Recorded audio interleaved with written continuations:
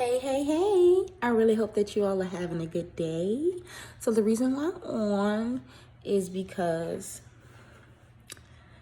there are some of us out here today that possess anger. And it's because we feel like in life we've done enough for God to move for us. We've sought God enough for God to move for us. We've prayed to God enough for God to move for us. But it's when you desire to have God in your life, it's got to be something in you that you want. Like, even if it costs you losing friends, even if it costs you losing materialistic things, even if it costs you, losing, those you dearly loved, etc. It's got to be something in you that's willing to risk it all to be or to have God in your life. And seeking him it's got to be something that you desire to do. It can't be like a forceful type of thing. Like I gotta pull myself out of bed and let me go talk to God. Like, it's gotta be genuinely in you to want to do these things, to want to know God in a different way, to want to see God in a different way. And some of us out here today, we're making so many comments in the sight of God, and there's no fear. It's like we are boldly saying things because we feel like, to hell with God, right? And I don't know about y'all, but I used to do the same stupid stuff, because that's what it is. It's stupid. Shame the devil, tell the truth. I used to do the same stuff. And baby, let me tell you, God came to me in a dream. And I don't know if many of you all out here have ever had God to talk to you in your sleep, in a dream. I'm telling you, it's like God, he took me to this place because he first he had the Holy Spirit to tell me. Then he confirmed it through the word for me to trust him, you know. And after hearing that 2 times, I was still putting it off. I was like, well, God, you ain't moving for me, so I ain't got time to be sitting here waiting on you. I got to get out here and I got to do what I got to do. And I ain't got time to be sitting here. Don't you see me? I used to tell God, don't you see me going through this here? Don't you see me suffering? Don't you see my kids ain't got nothing to eat? I used to. Until until I went before God in that dream, and he told me. And then he didn't even, it wasn't like he was yelling at me, but I could hear his voice, but it was like a auto tune or something. I can't describe it. His voice when he talks, you can't, there's no way to describe it. And anyway, so he told me in a dream, and this was just him talking to me. He said, I told you to trust me.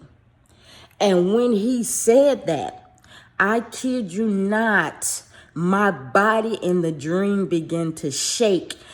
I woke up from the dream and my body was still shaking. My body shook for 3 days straight from God, not even yelling at me, not hollering at me, but just speaking it. It's like he needed me to understand what he wanted and was requiring of me in that point in time in my life. And it's not a sometime trust God. It's an all time trust God. I mean, because there are some battles and situations that we are facing here on today. We ain't got time.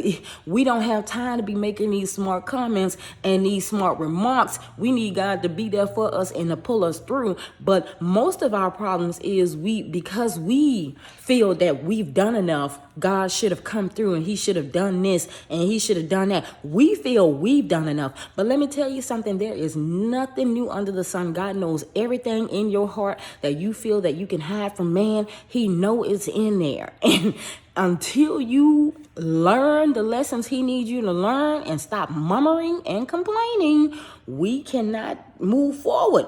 I'm telling you, I told you all, 7 years straight, murmuring me, complaining me, fussing me, blaspheming me, talking to my father, and guess what? Look, I ain't do nothing. I wasn't doing anything but just making myself feel more miserable. And guess what? Me talking to God that way, guess what? He left me right there. He ain't do nothing for me. He left me right there in that situation. It was like he was telling me, okay, so that's how you feel? So that's how you feel. Okay, you sit there. And he left me there. Sure did. And I went to and fro, to and fro, to and fro. Back to it again.